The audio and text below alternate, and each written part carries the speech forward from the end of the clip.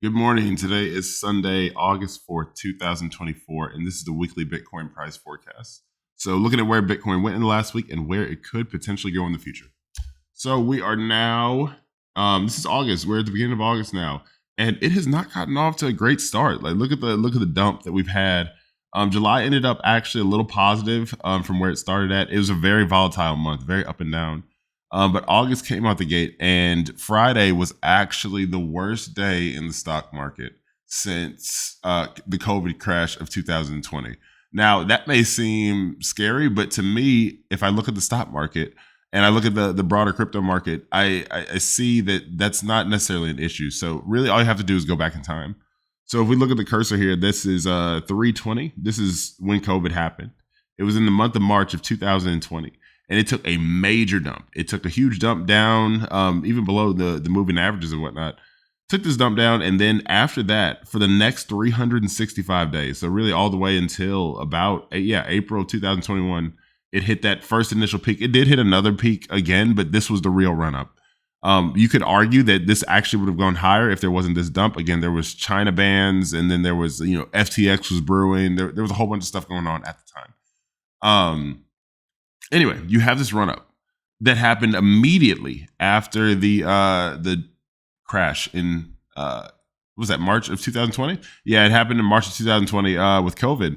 So you had this crash at first, and then it just history tends to repeat itself. It goes up on this major rally. Now it may not be immediate. I'm not saying that tomorrow it's gonna go up to 1 million, but there will be probably a little brewing period as we saw here. So there was a couple months of stall. So a little bit more time to accumulate. So for let me see, that was April of 2020, May, June, July, August, September, and really in October it just absolutely took off. And it's kind of similar here too. Like, even I don't know why October is like such a great month or whatever for Bitcoin, but we had this run up here, and then we had like the movement here, and then once we started to get into to October of 2023, it took a major runoff. We're very much so set up for a huge run up all the way to, I would say, about 250. That was my original estimation way back last year when I first started making forecasts. That was my initial prediction. I think we're going to get to 250. Every day that goes on, my confidence in that number grows as I see things develop, not both economically and in the just the politically, all the different things. So I'm still on that target. I'm not changing that at all. What is this here? Yeah, so I did actually have the tweet that's like, hold on, record breaking $2.9 trillion wiped from the stock market, worst day since COVID 2020 crash. So that's what I was talking about earlier. So if you look at the heat map, like, this is just all red, all across the board. All across the board, it's red, really for everything. And I mean, that just, again, $2.9 trillion wiped out the stock market. It's a big deal for sure. I'm not gonna downplay that one, but I think this is a signal that, again, so either something big has happened or something big is happening on a global scale. I would say this is it's interesting. We're in interesting times. So. All right, I'm still on the monthly chart, so we're gonna move down to the weekly chart. I don't really think too much to talk about, but I will take a look at the daily chart. I think is the most important today. Again, you have your different channels. So you had your upward channel moving here. You had your beginning of a new channel moving in this direction. We're actually still on this channel, and we are, if we look at it, you have this upward channel moving right here.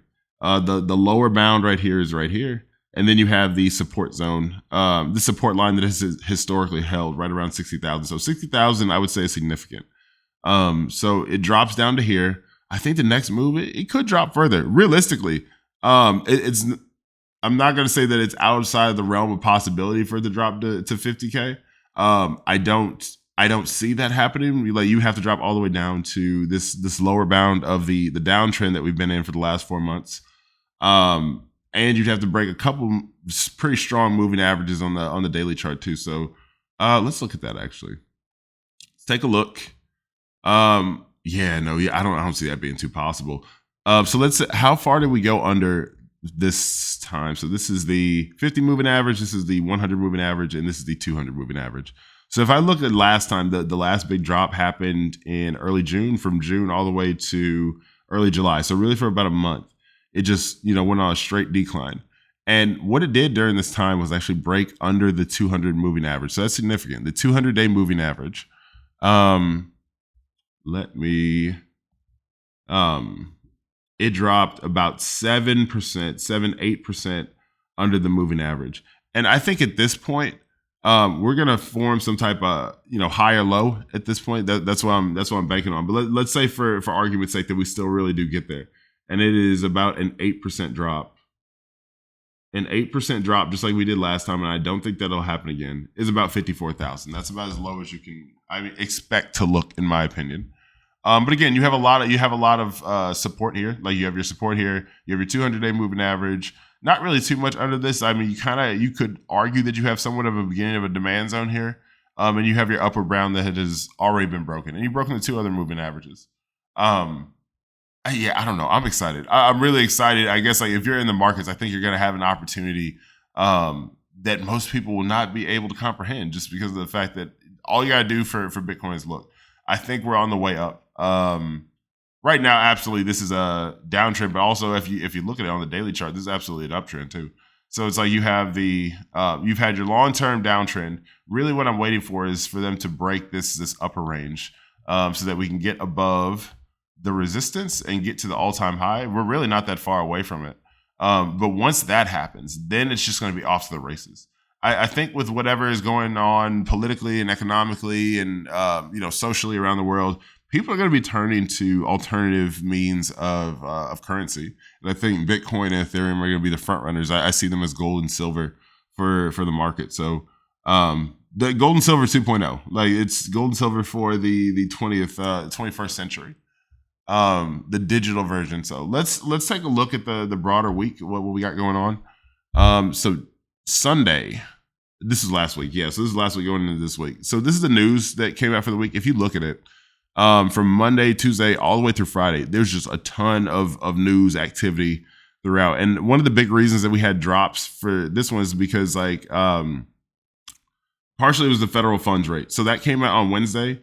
Some people were expecting that perhaps we'll get a rate cut. I think at this point, all traders have priced in a rate cut by September, meaning that we'll start to get lower interest rates. And when we get lower interest rates, generally the market tends to go. It tends to go very high.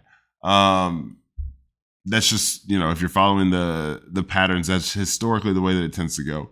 Just because money becomes cheaper, it becomes more liquid, it becomes more available. So really looking forward into the next 30 days. I don't know if August will be I don't think August will be the month, but I think September will really be the one where stuff starts to take off. Just because you have to have some type of time delay with this. So excitement will be building going into I think the second half of the month. For the first half of the month, we're gonna feel this drop that we've just had, and then we'll go on forward from there. But let me see. You had and the other thing was non-farm payroll. So non-farm payroll, they were predicting, and this is number of jobs, right? So this is about a 60,000 differential, 62. So the last month you had 179,000 jobs reported, or new jobs, I should say. And then you had the forecast for this month. They were saying they thought they were about to have 176. So not too much different than that. It ended up at 114,000. That is significant, meaning that less jobs were produced in the last month. Even if you look at the trend, really, let's look at the trend.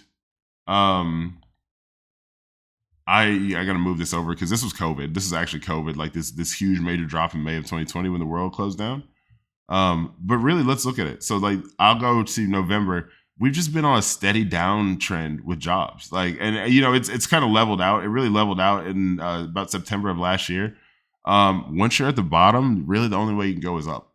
You can't go too much lower than that, not on a consistent basis, or if we're just removing jobs. Let me stop saying that. You absolutely can. You absolutely can go lower than that. But I don't see that being likely. Is what I'm getting at. Bitcoin spot ETF inflows. Let's see. Grayscale bought quite a bit this week. 191 million. Really, I mean, it's kind of slowed down if you see it. It ramped up for a little bit here and then it slowed down. But that's fine. I think people are getting more cash heavy at this point. At least Wall Street is more cash heavy at this point. They're risk off really until the until the rate cuts happen, and then we go from there. Ethereum, the same way with Bitcoin, Grayscale has to get the Ethereum off their books. They are the biggest holder of Ethereum by far when it comes to Wall Street. So like the first couple stages of the ETF release is them just getting this information off this the Ethereum off of their books pretty much. So yeah, so the ETA, so this one right here, this red, this is all Grayscale. So they're selling, that's not uncharacteristic. You see BlackRock is buying, is the blue one right here. So I guess like, you know, it came out the gate strong and then like decreased about to half from there. What else do we got? That's pretty much it. There's really not too much else. The only other thing that I want to talk about is the hash ribbon. So like this is looking at bitcoin.com. I need to zoom out. Okay. So looking at bitcoin.com, this is one of the charts that they have. So this is the Bitcoin hash ribbons indicator.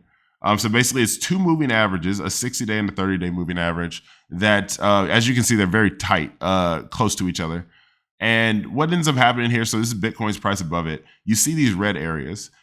This is areas where the blue line crosses below the purple line. So the 30-day moving average crosses below the 60-day moving average and so on and so forth.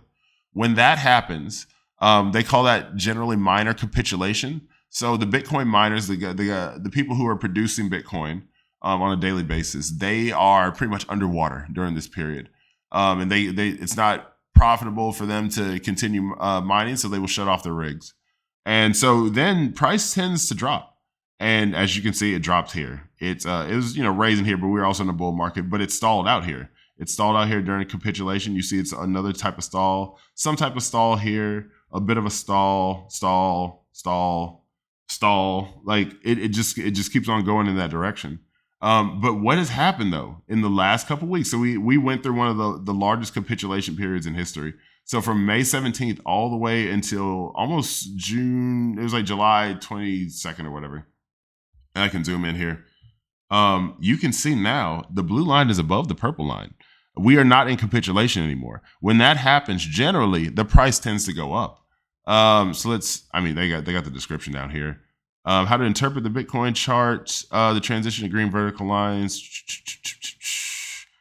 I'm not going to read all this, but basically all it is saying is that like when you're in this regime right here, where the blue line is above the purple line, price tends to go up. Now it's going down right now. That's fine. I understand that. I'm not worried about that. But if you look everywhere else, this is a big indicator that price is about to shoot off again. And again, this is the second, I want to say this is the longest, if not the second longest capitulation period that we've had in history for Bitcoin. So it was significant. But I think when you have big capitulation periods like that, the release that comes after that is it tends to be very long. Very big. So again, I'm excited. I've been bullish for a year plus, and every day I get more bullish. I'll go ahead and end it there. I don't think there's really anything else to talk about. This has been Chris Talks Crypto. Check out any crypto-based resources on christalkscrypto.com, and I will see y'all on the moon. Take care. Bye-bye. Power to the players.